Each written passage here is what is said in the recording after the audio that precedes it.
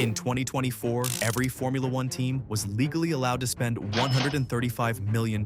That's the cost cap. And yet, when you actually add up what the top 3 teams spent that year on cars, on people, on factories, on flights, you get a number closer to $400 million per team, completely within the rules. Here's how. Before 2021, Formula One had no spending limit, none. Mercedes was burning through more than $400 million a year. Ferrari, Red Bull, same neighborhood, and smaller teams like Williams or Haas were operating on around $80 million. That gap wasn't just unfair, it was killing the sport. So in 2021, the FIA introduced the cost cap. It started at $145 million per team and ramped down to $135 million plus inflation adjustment by 2023, sold as the great equalizer. The rule that would finally let David fight Goliath. But within 18 months, the same teams that used to spend $400 million were still spending close to $400 million. Not by cheating, by reading the rulebook more carefully than anyone else. So the real question, the one that almost nobody answers properly, is this: what does the $135 million cover and what doesn't it? Start with what is covered: chassis design, aerodynamic R&D, manufacturing,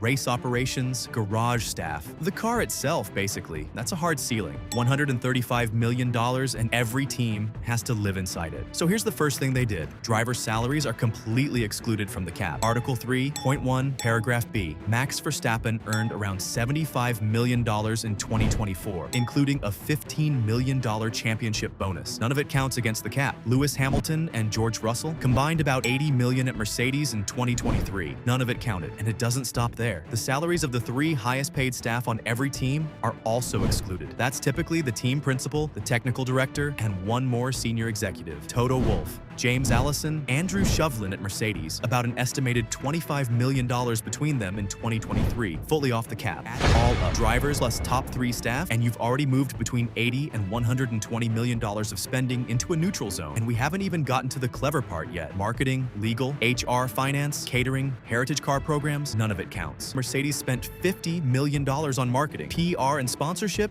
in 2023, $40 million on administration, legal, and HR, $30 million on logistics, property, and entry fees. None of that is in the 135. And here's where it gets genuinely creative. The line between marketing and engineering is a lot thinner than you think. A wind tunnel-tested livery? That's a marketing expense. A driver simulator demo for a sponsor? Marketing. A heritage program restoring classic Mercedes road cars? Exempt. Ferrari's Course Clienti program for legacy customers? Exempt. But none of that compares to the 4th layer. Every top team now operates a sister division. Red Bull has Red Bull Advanced Technologies. Mercedes has Applied Science. McLaren has Motion Applied. Aston Martin runs AMTP, Aston Martin Performance Technologies. These divisions officially do non-F1 work: America's Cup yachts, hypercar projects, even bicycles. So when an engineer is moved from the F1 team into one of these divisions, only the fraction of their time spent on F1 work counts against the cap. When the cost cap forced Mercedes to cut headcount, they didn't fire 40 engineers. They redeployed them into Applied Science. Same building, same expertise, different cost line. Ottmar Schaffnauer, former boss of Alpine, said it out loud.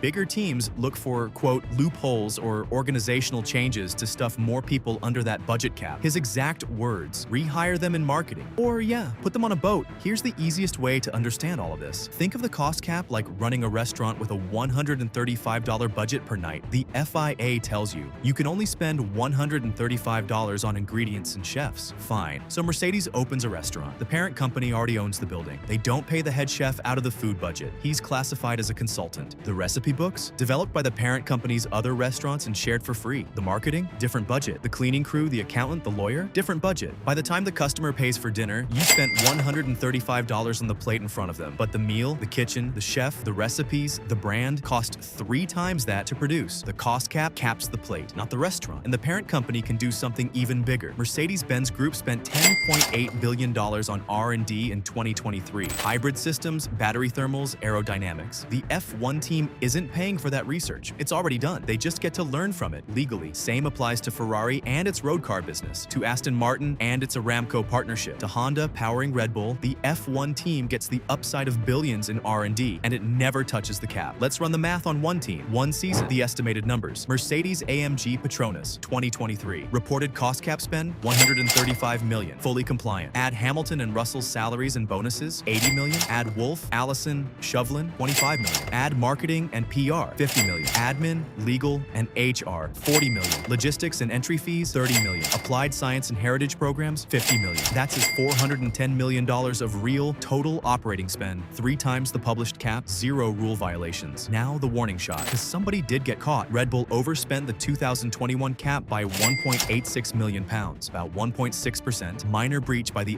FIA's definition. The penalty, a $7 million fine plus a 10% reduction in their wind tunnel and CFD testing time for 2023. What's fascinating is what they got wrong. 13 specific items. Catering they thought was marketing. Used inventory they tried to reclassify as heritage. A senior staffer's 8-month sick pay. Bonus payments after Verstappen's title that exceeded the 20% rule. Even a UK R&D tax credit miscalculation that, if applied correctly, would have dropped the breach to under 0.5%. And here's the part that doesn't get talked about enough. The penalty wasn't just financial, it was educational.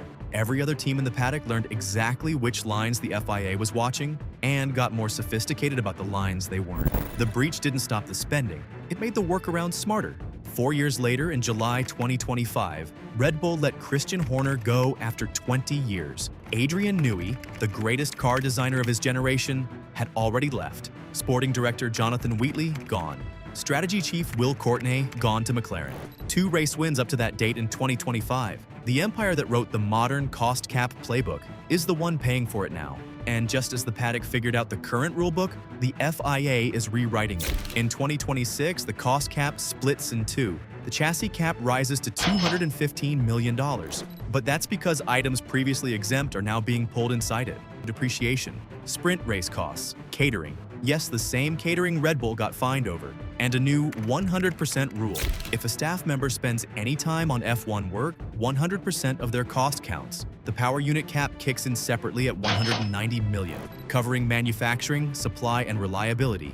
For the first time ever, it looks like a tightening, but there's already a new fight brewing. It's called ADUO, a mechanism that lets manufacturers with underperforming engines spend extra to catch up. In April 2026, Mercedes' Toto Wolff publicly warned the FIA about it. His exact words, "A DUO is a lifeline for those who are struggling, not an elevator to steal the top spot." In other words, the next loophole is already being negotiated, out loud, in the open, before the regulation it lives inside has even kicked in.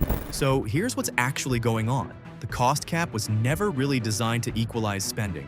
It was designed to give smaller teams a floor, a level of competitiveness that lets them survive. While the giants keep innovating in the spaces the rule book can't reach, that's not a failure of the regulation.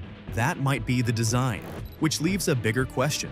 In a sport where the real spending happens outside the cap, what is the cap actually protecting? The teams, the fans, or just the idea of fairness?